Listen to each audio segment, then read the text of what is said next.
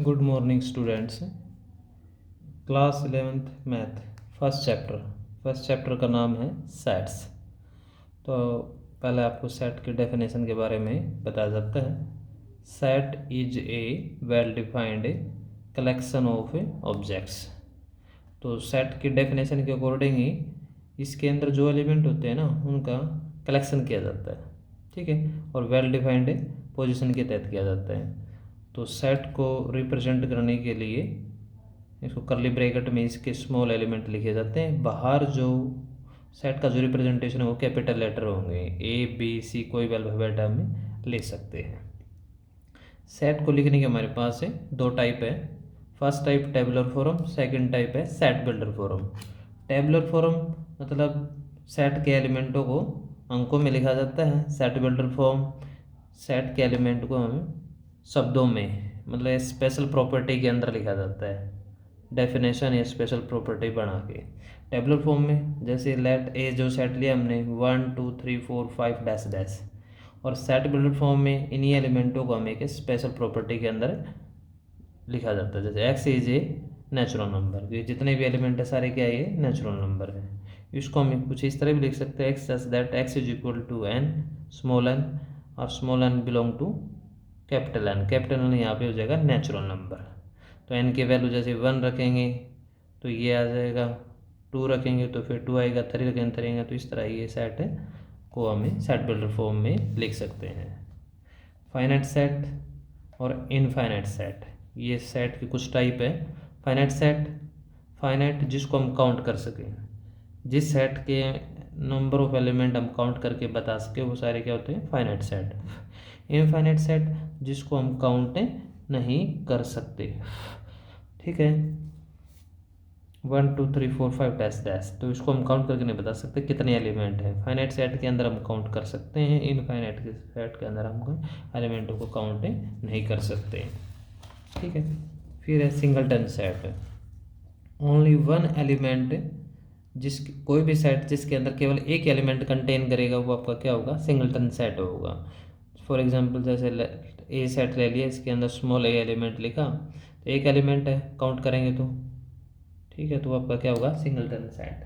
तो singleton set उसके definition से ही पता चल रहा है, जिस सिंगल माने एक होता है, कोई भी एक सेट जिसके अंदर एक एलिमेंट है वो आपका सिंगलटन सेट होगा, ठीक है। नेक्स्ट इक्वल सेट्स, कोई भी दो सेट जिनके एलिमेंट्स सेम है दोनों सेट के, तो दोनों ही सेट आपके क्या होंगे इक्वल सेट होंगे।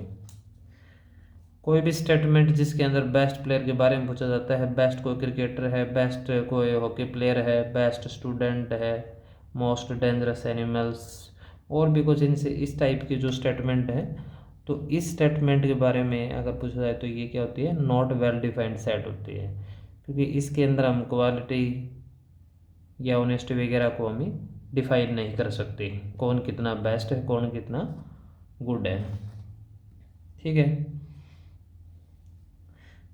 एक आता है इसमें इम्पटी सेट, इम्पटी सेट,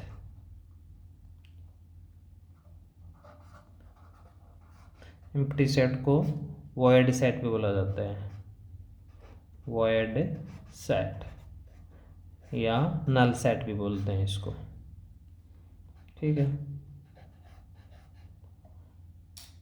इसके नाम से पता चल रहा है, इम्पटी माने खाली, वॉइड माने भी खाली होता है, नल माने भी नल होता है, ठीक है।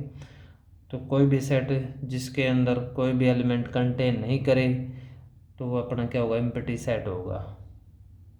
कोई भी एलिमेंट कंटेन नहीं करेगा, no element containing set, no element,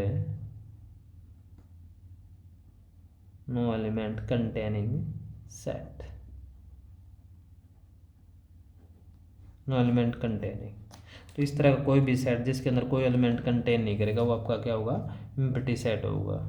तो जैसे ए सेट के अंदर अगर आप इम्पटी सेट इसको बोलेंगे, करली ब्रैकेट के अंदर कोई भी एलिमेंट नहीं तो आपका इम्पटी सेट होगा।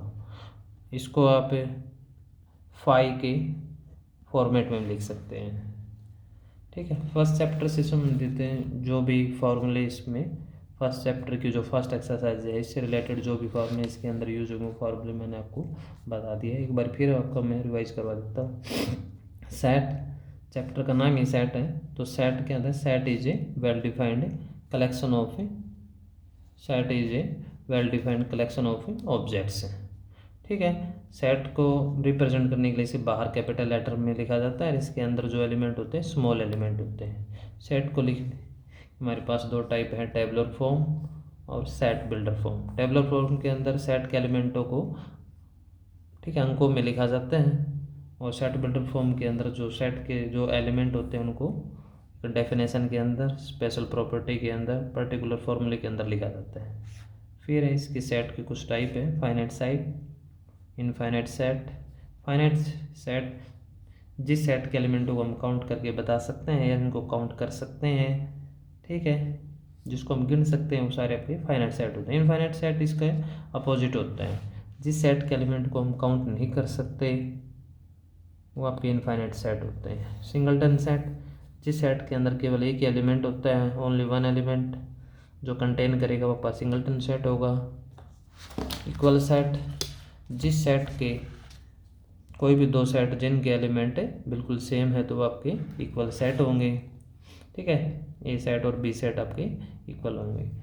और नॉट वेल डिफाइंड सेट वो होते हैं जिस स्टेटमेंट के अंदर आप बेस्ट, गुड, मोस्ट, डेंजरस इस टाइप के कोई भी स्टेटमेंट है किसी बारे में पूछा जाता है तो उस केस में उस सेट को हमें नॉट वेल डिफाइंड सेट बोलेंगे।